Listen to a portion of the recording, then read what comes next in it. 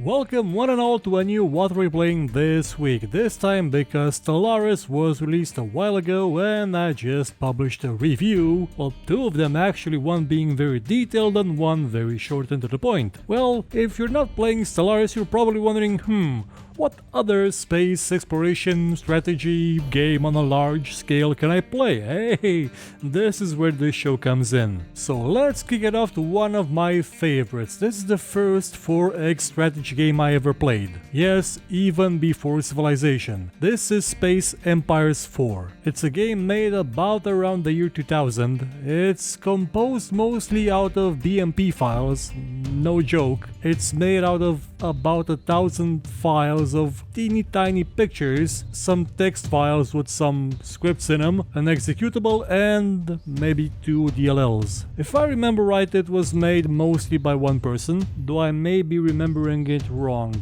I've spent more time in the demo version of this game, which was limited to 100 turns, than I have in, I'd say Stellaris, for instance, Galactic Civilizations 2, 3, Space Empires 5, and well, just about any other member of the genre apart from Master of Orion 2. What set this game apart for me, well, besides being the first one, is the sheer breadth of it. I mean, it had everything. It had you researching religious technology you could use in your empire. It even had time manipulation technology, though it didn't actually do what I wanted it to do. It was just a way to cause more damage by accelerating the time around the ships in such a way that it just rusts to pieces and decays 1,000 years in the blink of an eye. You could also make wormholes, you could destroy black holes, no actually you could destroy stars, turn them into black holes, you could do a lot of stuff in this game, you could do a lot of amazing stuff.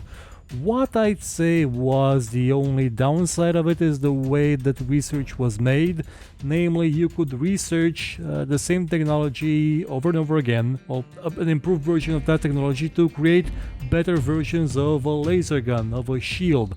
And that way you would end up with, well, a certain hesitation to actually build a ship with current technology because, hey, version 1.2 is gonna be out any turn now, and that's why I got steamrolled by the enemies. Enemies, by the way, they don't react at all according to their bio, so you're gonna fight them all eventually, even though they say they were at times enemies of each other. But other than that, this game is phenomenal. It is downright amazing. I recommend you try it. You can find it now on Steam for, well, it's a bit expensive. It's, well, 10 euros, which is a bit much considering how old it is, but it's probably still worth it. If you get it on a sale, yeah, sure. I would have said get Space Empires 5 instead, but that game is even more expensive and it doesn't really add that much compared to this one. Apart from pretty-ish graphics, which kinda look like the one that Stellaris has. Up next is Galactic Civilization 2. Now, why 2 and not 3? Well, 3 currently costs as much as Stellaris, though they did have it on sale up until yesterday. So my bad. Had I done this show earlier, yes, you could have gotten this game for about 10 euros. Or no, 20 euros. And probably this one too, like Galactic Civilizations 2 for 10 euros. But now it's 20 euros. Which again is a bit much, but you're getting the full game. As in the base game and all its expansions. And it has a lot of them that added, a bunch of content. Much like every other space game, you build ships, you colonize planets, you do a lot of things that will eventually lead you to become a master of the universe.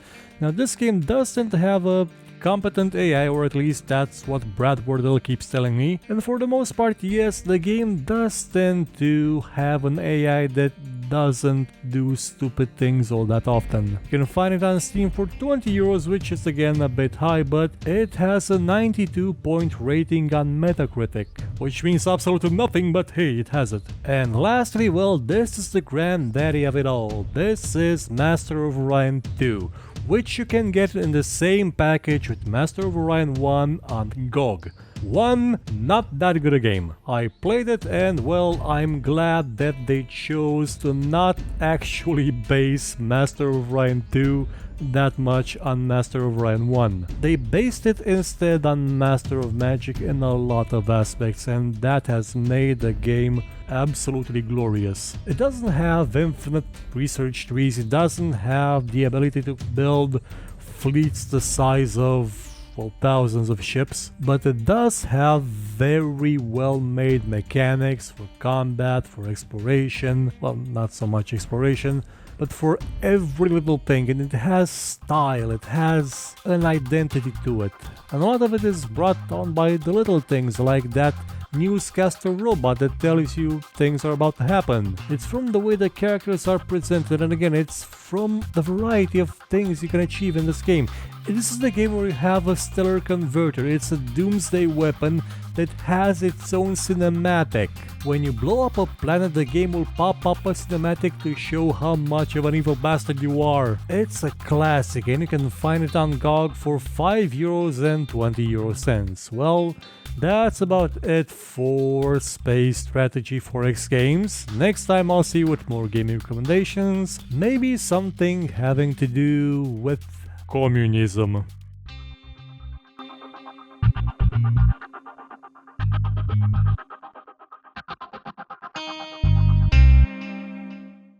If you enjoyed this show, hit the like button, subscribe, and share it with your friends. Or, if you thought it was horrible, then share it with your enemies and make them suffer. We shall be your weapon of vengeance. But if you liked what you saw, you could, I don't know, maybe donate, because basically YouTube is horrible at revenue, by using the link in the description, or just buy my book. It's a fantasy book about, well, a lot of stuff. I guarantee it won't suck, and if it does suck, you can find me here and complain about it.